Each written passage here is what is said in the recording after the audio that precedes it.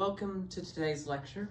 This is the first lecture in the series of pre-algebra, and we're starting with sets and why arithmetic. So we're starting off with arithmetic, which you will see in the worksheets, and you'll see in the follow-along videos where we talk about the problems on the worksheets.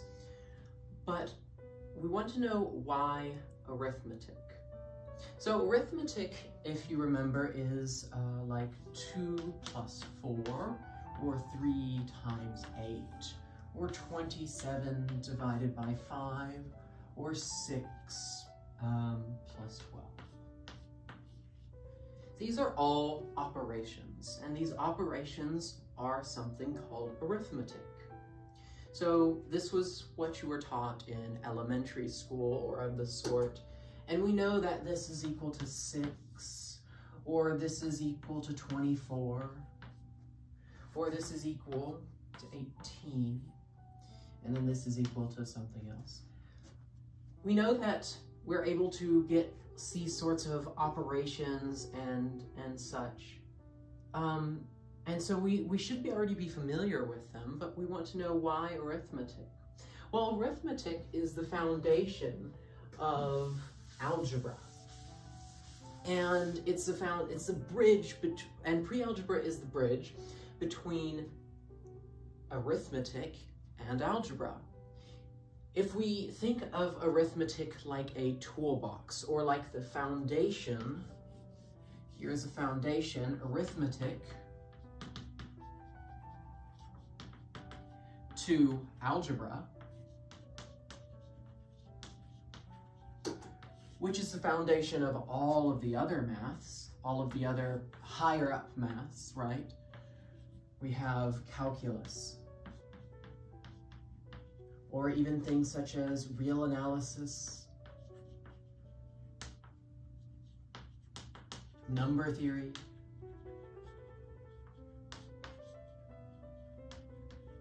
combinatorics, etc. And so in order to have a strong foundation in algebra, and hopefully a strong foundation in the rest of the maths in the future, we must first have a strong foundation of arithmetic. So that's why we're going to be going over addition and subtraction and multiplication and division and of the sort. Now let's talk a little bit about sets. So you may have seen sets before. We have shown the set of natural numbers. And so we're just going to show a few others. So we're going to have some right here.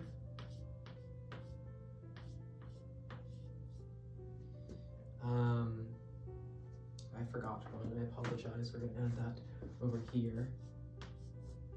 And we'll add this one right here. So we have the set of natural numbers. So the set of natural numbers actually varies from person to person upon the definition. Some people say that, oh, natural numbers are actually equal to whole numbers and that they both should include 0. But for this lecture series, I'm going to say that natural numbers start at 1 and do not include 0.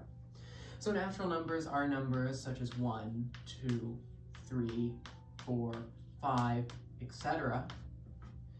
And this ... is an ellipses to let us know that this will go on forever. It'll go 1, 2, 3, 4, 5. It'll go in this repeating pattern of moving 1 digit up for the rest of infinity, essentially. But we cannot draw that physically out, so we just put ... here. And then for our whole numbers, by the way, these are curly braces or curly brackets. What we're doing is we're enclosing a set into the curly brackets, and this represents this. So what n means is all of these numbers. We have whole numbers, which is the same thing, but with a 0. We have, we're going to add our integers right here in a second. We have integers, let's do integers first, which is the same thing as whole numbers, except now we add the exact opposite of these positive numbers, and such that we have negative numbers. So we can say ... -3, -2, -1, 0, 1, 2, 3 dot dot dot. And for our rational numbers, we can have 5 over 7 and 1 and 200 and so on and so forth, right? We can have negatives as well. It's essentially this, but some number over the form of some other number, which will allow us to see these two things over another. They can be put into a fractional form.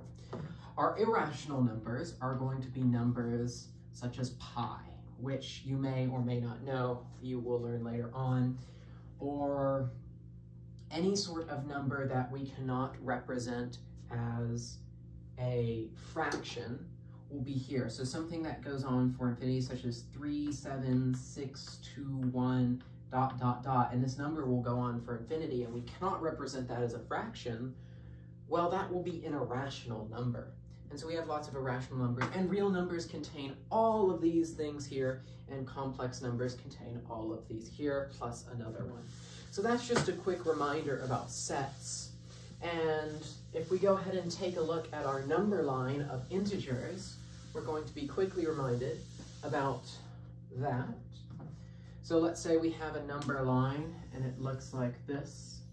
It's a little bit of a wobbly number line, but we're going to have 0 in the middle, and we're going to have 1, 2, 3, 4, dot, dot, dot. And then we're going to have -1, -2, -3, -4, dot, dot, dot. So what do we remember about the number line? Well, remember that this right here, these right here are little tick marks, and we can go ahead and write out our number line based upon some sort of set that we have, such as the natural numbers or the whole numbers, or in this case, integers. We're using integers for this number line.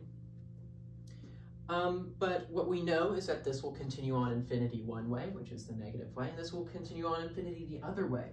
For sets which don't continue on to infinity, such as natural numbers, there will be a line right here indicating that it does not continue on past this way. So it'll be 1, 2, 3, 4, dot, dot, dot. That is natural numbers. So this is a quick reminder about our number lines. We can go ahead and dot our number lines like this. And this just lets us know some point on a number line. We can move our number lines, and we go ahead and notate that by little jumps, or sometimes just like this, right?